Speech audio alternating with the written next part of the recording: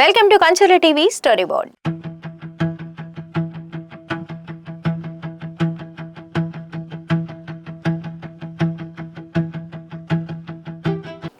Real estate లో పెట్టుబడి పెట్టండి, భవిష్యత్తులో మంచి భూమి వస్తుంది, మీ డబ్బుకు భారీ ప్రయోజనం ఉంటుంది. ఇలాంటి హామీలతో వేలాది మంది నుంచి డబ్బులు సమీకరించిన ఓ సంస్థపై ఇప్పుడు ఎన్ఫోర్స్మెంట్ డైరెక్టరేట్ దృష్టి పడింది. ఆరోపణలు చిన్నవి కావు. ఏకంగా 2,000 కోట్ల రూపాయలకు పైగా ప్రజల నుంచి నిధులు సమీకరించినట్లు ఈడీ దర్యాప్తులో గుర్తించినట్లు వెల్లడించింది. ఈ విశాఖపట్నం, హైదరాబాద్ లో సోదాలు, కోటి రూపాయలకు పైగా నగదు స్వాధీనం, 182 బ్యాంక్ ఖాతాల ఫ్రీజ్, 6 లగ్జరీ వాహనాలపై ఆంక్షలు. ఇందుకీ వెల్ఫేర్ బిల్డింగ్స్ అండ్ ఎస్టేట్స్ వ్యవహారంలో అసలేం జరిగింది? ప్రజల నుంచి సమీకరించిన వేల కోట్ల రూపాయలు ఎటు వెళ్లాయి? కొత్తగా వచ్చిన పెట్టుబడిదారులు డబ్బుతో పాతవారికి చెల్లింపులు చేశారా? ఇప్పుడు ఇదే హాట్ టాపిక్. రియల్ ఎస్టేట్ పేరు చెప్తే చాలు సొంత ఇల్లు, సొంత స్థలం, భవిష్యత్తుకు భద్రత అనే ఆశ సామాన్యుల్లో కనిపిస్తుంది. ఇదే నమ్మకాన్ని ఆసరాగా చేసుకుని భారీగా నిధులు సమీకరించారనే ఆరోపణలు ఇప్పుడు welfare buildings and estates private limited వ్యవహారంలో కలకలం రేపుతున్నాయి. ఈ కేసులో ఎన్ఫోర్స్మెంట్ డైరెక్టరేట్ తాజాగా చేపట్టిన దర్యాప్తులో బయటపడ్డ అంశాలు చూస్తే వ్యవహారం ఏ స్థాయిలో ఉందన్నది అర్థమవుతోంది. ఆగస్టు 5న విశాఖపట్నం, హైదరాబాద్ లో సంస్థకు, దాని డైరెక్టర్లకు సంబంధం ఉన్న 5 నివాస వ్యాపార ప్రాంగణాల్లో ఈడీ సోదాలు నిర్వహించింది.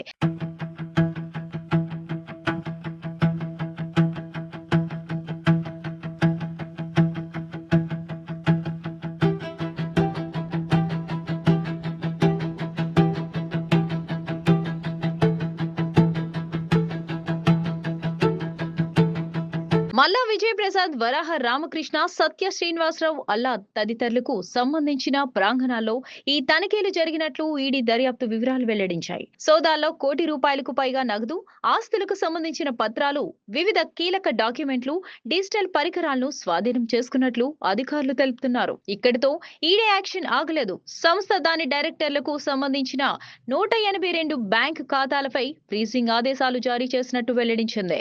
అదే సమయంలో 6 హై అండ్ లగ్జరీ వాహనాలపై కూడా ఆంక్షలు విధించినట్టు తెలిపింది.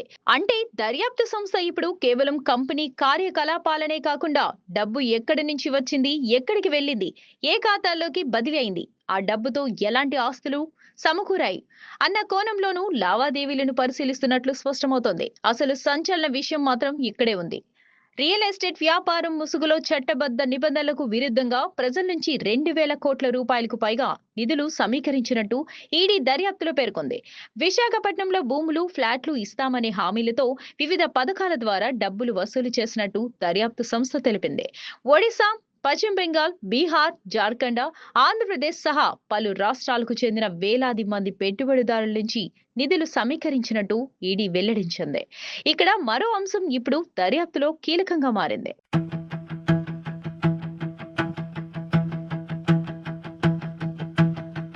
తాజాగా వచ్చిన పెట్టుబడిదారుల డబ్బుతో గతంలో పెట్టుబడి పెట్టిన వారికి చెల్లింపులు చేసినట్టు గుర్తించినట్లు ఈడీ పేర్కొంది. అలాగే పెట్టుబడిదారుల నిధులను సంబంధం లేని అవసరాలకు, వ్యక్తిగత ప్రయోజనాలకు మళ్లించినట్టు కూడా ఆరోపించింది. ఈ ఆరోపణలు నిజమా కాదా అన్నది పూర్తి స్థాయి దర్యాప్తు తదుపరి న్యాయ ప్రక్రియలో తేలాల్సి ఉంటుంది.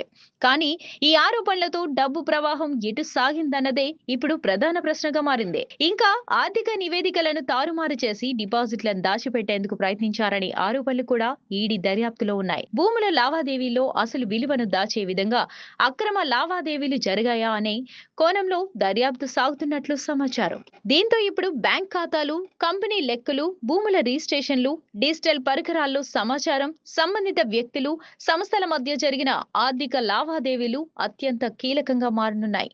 అయితే ఈ కేసు ఈడీ దగ్గరకు ఒక్క రోజులో రాలేదు. Bhubaneswar economic offences wing, CBI, ACB, Dhanbad, Odisha పోలీసులు నమోదు చేసిన కేసులు, వాటికి సంబంధించిన ఛార్జ్ షీట్లు, సీరియస్ ఫ్రాడ్ ఇన్వెస్టిగేషన్, ఆఫీస్ ఫిర్యాదు వంటి అంశాల ఆధారంగా మనీ లాండరింగ్ కోణంలో ఈడీ దర్యాప్తు చేపట్టినట్టు వెల్లడించింది. అంటే ఇప్పుడు మూల నేరాలు దర్యాప్తుతో పాటు ఆ నేరాల ద్వారా వచ్చినట్టు అనుమానిస్తున్న డబ్బు ఎక్కడికి వెళ్ళింది, ఏ రూపంలోకి మారింది అన్నదే పిఎంఎల్ఏ దర్యాప్తులో ప్రధాన అంశంగా మారింది. మరి ఇంత పెద్ద మొత్తంలో డబ్బు సమీకరించినట్టు దర్యాప్తు సంస్థ చెప్తున్న నేపథ్యంలో అసలు బాధిత పెట్టుబడిదారుల పరిస్థితి ఏంటి? వాళ్ళు పెట్టిన డబ్బులో ఎంత తిరిగి వచ్చింది? ఎంత మొత్తం ఆస్తులుగా మారింది, ఎక్కడెక్కడ ఆస్తులు ఉన్నాయి, బ్యాంక్ ఖాతాల్లో ఎంత మొత్తం ఉంది, మరెవరైనా వ్యక్తులు లేదా సంస్థలకు డబ్బు బదిలీ అయిందా అన్నది ఇప్పుడు తేలాల్సింది. ఈడీ దర్యాప్తు ఇంకా కొనసాగుతుంది. సోదాల్లో స్వాధీనం చేసుకున్న డిజిటల్ పరికరాలు, ఆస్తుల పత్రాలు, బ్యాంక్ లావాదేవీలను అధికారులు విశ్లేషించే అవకాశం ఉంది. వాటి ఆధారంగా మరిన్ని వ్యక్తులు, సంస్థల పాత్ర బయటపడుతుందా, మరిన్ని ఆస్తులపై చర్యలు ఉంటాయా అన్నది ఇప్పుడు ఆసక్తికరంగా మారింది. అయితే భవిష్యత్తులో ఆస్తుల అటాచ్మెంట్ తప్పకుండా జరుగుతుందని ఇప్పుడేం చెప్పలేం. దర్యాప్తులో లభించే ఆధారాలు, చట్టపరమైన ప్రక్రియ ఆధారంగానే తదుపరి చర్యలు ఉంటాయి. మొత్తానికి వెల్ఫేర్ బిల్డింగ్స్ అండ్ ఎస్టేట్స్ వ్యవహారం ఇప్పుడు సాధారణ రియల్ ఎస్టేట్ వివాదం స్థాయిని దాటి భారీ ఆర్థిక దర్యాప్తుగా మారింది. 2000 కోట్లకు పైగా నిధుల సమీకరణపై ఈడీ చేస్తున్న దర్యాప్తు, 182 బ్యాంకు ఖాతాలు ఫ్రీజ్, కోటి రూపాయలకు పైగా నగదు స్వాధీనం, 6 లగ్జరీ వాహనాలపై ఆంక్షలు, ఇవన్నీ కేసు తీవ్రతను చూపిస్తున్నాయి. కానీ ఈ మొత్తం వ్యవహారంలో అన్నింటికంటే పెద్ద ప్రశ్న మాత్రం ఒకటే: వేలాది మంది పెట్టుబడిదారులు నమ్మి పెట్టిన డబ్బు ఎక్కడికి వెళ్ళింది? ఆ సొమ్ములో ఎంత తిరిగి వస్తుంది? ఎన్ని ఆస్తులు బయటపడతాయి? ఈ మనీ ట్రయల్ ఎవరెవరిని చేరుతోంది? దర్యాప్తు ముందుకు సాగుతున్న కొద్దీ ఈ ప్రశ్నలకు సమాధానాలు బయటకు వచ్చే అవకాశం ఉంది. అప్పటి వరకు వెల్ఫేర్ వ్యవహారంలో అసలు మనీ మాయ వెనుక ఉన్న పూర్తి కథ ఏంటన్నది సస్పెన్షన్ గానే కొనసాగుతోంది. ఇది ఇవాల్టి స్టోరీ బోర్డ్. చూస్తూనే ఉండండి కంచర్ల టీవీ.